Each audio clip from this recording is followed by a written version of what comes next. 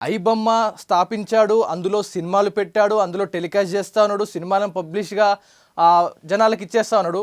ఇదే క్రమంలో ఈ 1xBet and remaining betting apps ఏవైతే ఉన్నాయో వాటన్నిటిని కూడా ఇందులో ఇంక్లూడ్ చేసుకుంటూ వెళ్ళాడు.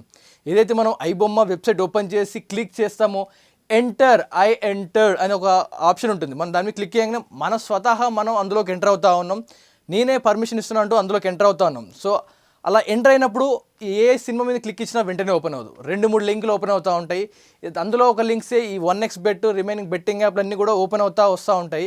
ఈ బెట్టింగ్ యాప్స్ ప్రమోషన్ చేయడానికే ఈ ఇమ్మడి రవి చాలా 100 కోట్లు తీసుకున్నట్టుగా పోలీసుల సమాచారంలో తెలియడం జరిగింది. అలాగే బాగా డబ్బులు రావడంతో ఈ బెట్టింగ్ యాప్స్ ప్రమోషన్ చేస్తూ కంటిన్యూగా ఈ సర్వర్లను పెంచుకుంటూ పోయాడు ఈ ఇమ్మడి రవి. నీ పాపపు డబ్బు నాకొద్దని చెప్పి భార్య 2021లో విడాకులు తీసుకుంది ఇమ్మడి రవి దగ్గర నుంచి. ఏదైతే ఇతను సంపాదించట్లేదు అని చెప్పి భార్య అత్త ఇతనిపై హేళన చేసేయడంతో ఇతను అడ్డదారు దొక్కి సంపాదించాడు.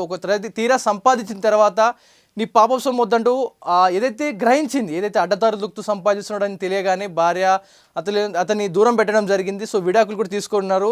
సో భార్య వదిలేయడంతోనే దేశం విడిచి వెళ్ళిపోయాడు ఈ ఇమ్మడి రవి. సో దేశం విడిచి వెళ్ళిపోయిన తర్వాత ఆయన బిజినెస్ని నెక్స్ట్ లెవెల్కి తీసుకెళ్ళిపోయాడు.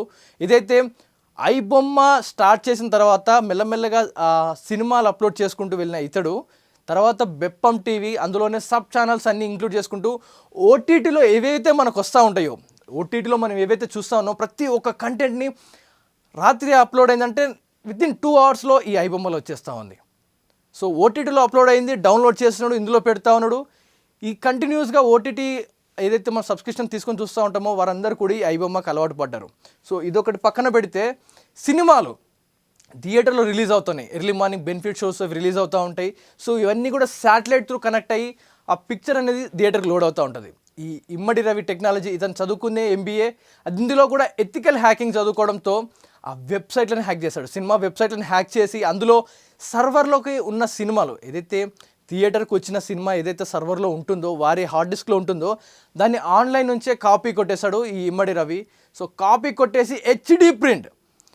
గతంలో పైరసీ అంటే థియేటర్ స్క్రీన్ ముందు మనకు కెమెరా పెడతాడు, ఆ కెమెరా నుంచి రికార్డ్ అయ్యే గోల సౌండ్లు అంతా ఉంటుంది.